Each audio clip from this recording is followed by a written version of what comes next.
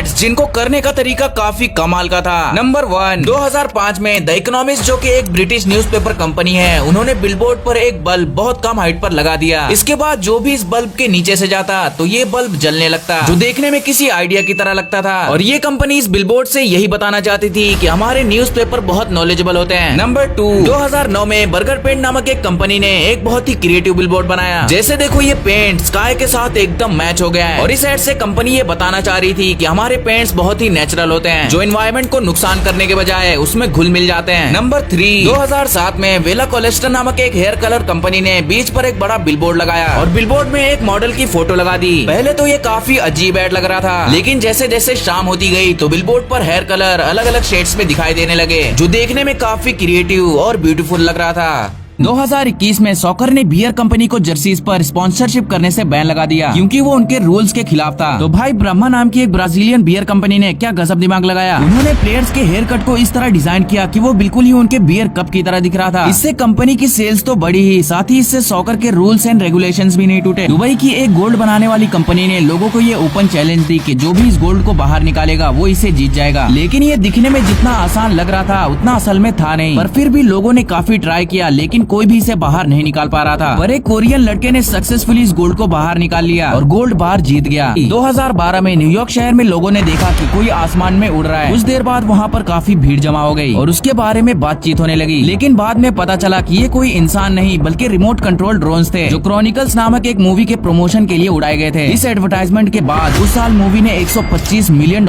की कमाई की थी। 2005 में कनाडा की एक कंपनी ने लोगों को ये चैलेंज दी कि जो भी इस ग्लास को तोड़ेगा तो इस ग्लास के अंदर रखे $3 मिलियन उसके हो जाएंगे। इस ग्लास को बस स्टॉप पर रख दिया गया। लोगों ने काफी कोशिशें की, लेकिन ये ग्लास टूटने का नाम ही नहीं ले रहा था। बाद में पता चला कि इसके अंदर रखे ये पैसे नकली थे और ये ग्लास बुलेट प्रूफ था। दरअसल इस कंपनी ने बस अपने बुलेट प्रूफ ग्लास की मार्केटिंग बढ़ाने के लिए ये चैलेंज रखी थी। 2020 में बीबीसी ने ड्रैकुला नाम की एक सीरीज निकाली और उसे प्रमोट करने के लिए उन्होंने बिलबोर्ड पर बहुत सारे वुड स्टिक्स लगा दिए। दिन में तो ये उतना खास नहीं लग रहा था, पर ड्रैकुला सिर्फ रात को ही निकलते हैं, इसीलिए जैसे जैसे रात हुई एक ड्रैकुला का चेहरा दिखने लगा। 2013 में ऑर्फिया नाम की इस कंपनी ने काफी कमाल का एडवर्टाइजमेंट की। दरअसल इस कंपनी ने बिलबोर्ड पर ऑर्फिया का एक कैन बनाया और पूरा बिलबोर्ड खाली छोड़ दिया। पहले तो ये दिखने में काफी अजीब एड लग रहा था, लेकिन जैसे जैसे समय बीतता गया इस पर कीड़े मकोड़े चिपकने लगे। दरअसल उन्होंने इस खाली जगह पर ग्लू लगाए हुए थे और जितने ज्यादा इस पर इंसेक्ट चिपकते गए ये एक स्प्रे के रूप में सामने आने लगा। 2009 में कोलगेट ने एनुअल इवेंट्स के दौरान अपने सभी कस्टमर को मुफ्त में आइसक्रीम और कैंडीज देना शुरू कर दिया, खास करके बच्चों को। हालांकि बच्चों को जंक फूड नहीं देना चाहिए, लेकिन आगे कुछ ऐसा था जो किसी ने एक्सपेक्ट नहीं किया था। जब उनकी कैंडीज और आइसक्रीम खत्म हुई तो उनकी स्टिक पर एक सीक्रेट मैसेज था, जिसमें लिखा था डोंट फॉरगेट टू कोलगेट, और स्टिक ब्रश के शेप में बनी हुई थी ताकि आइसक्रीम खाने के बाद बच्चे ब्रश करना ना भूलें। 2013 में हैलोवीन फेस्टिवल के दौरान पेप्सी ने कोका कोला को रोस्ट करते हुए एक कैंपेन निकाला, जिसमें पेप्सी ने अपने कैन के ऊपर कोका कोला का कैप पहनते हुए ये लिखा, we wish you a scary Halloween. यहाँ पेप्सी कोका कोला को डायरेक्टली नहीं बल्कि इनडायरेक्टली कह रही थी कि हैलोवीन में कोका कोला की तरह बनना एक स्कैरी चीज है। इसके बाद ये पोस्टर इंटरनेट पर खूब वायरल हुआ, लेकिन एक कोका कोला फैन ने ऐसा ही सेम पोस्टर इंटरनेट पर अपलोड किया, बस उसका टाइटल चेंज कर दिया और लिख दिया everybody wants to be a hero. इससे इस पोस्टर का मतलब चेंज तो हुआ ही, साथ ही पेप्सी खूब अच्छी तरह रोस्ट भी हो गया।